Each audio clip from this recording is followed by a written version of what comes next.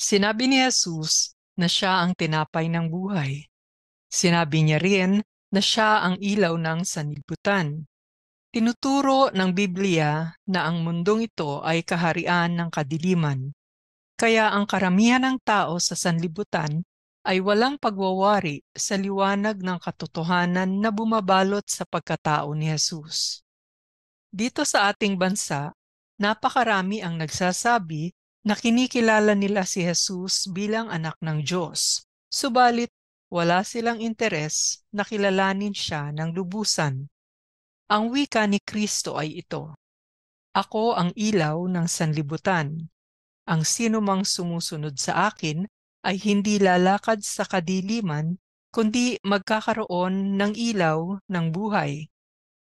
Si Kristo ay ang salita ng Diyos na nagsisilbing lampara sa ating mga paa at ilaw sa ating lalakaran. Marami sa ating mga kababayan ang walang relationship sa Panginoong Hesus. Kaya naman, mapagmamasdan natin na walang direksyon ang kanilang buhay. Sila ay nagpapadala na lamang sa agos ng mundo. Kung ano ang nakikita nilang ginagawa ng mga taong kanilang hinahangaan, ay ganoon na rin ang kanilang gagawin. Sila ay nilalarawan ng Biblia na mga bulag na pinangungunahan ng mga bulag.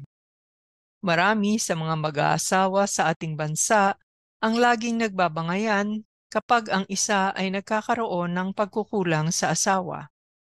Ang mga anak ay nagiging rebelde kapag nagiging teenager na. Walang nawawaring solusyon kapag nagkakaproblema. Dahil sa kadiliman ng isip, maraming teenager pa lamang na hindi kasal ay nagkakaanak na. Marami ring mga teenager ang naaalipin ng pinagbabawal na droga at napapasama sa masamang barkada. Kaibigan, si Jesucristo ang anak ng Diyos na nagkatawang lupa upang maialay niya ang kanyang buhay para sa kapatawaran ng kasalanan. Ang ikalawang pangako ni Kristo sa mga lumalapit at naniniwala sa Kanya ay magkakaroon sila ng malinaw na pag-iisip na gagabay sa kanilang paglalakbay sa madilim na mundong ating ginagalawan.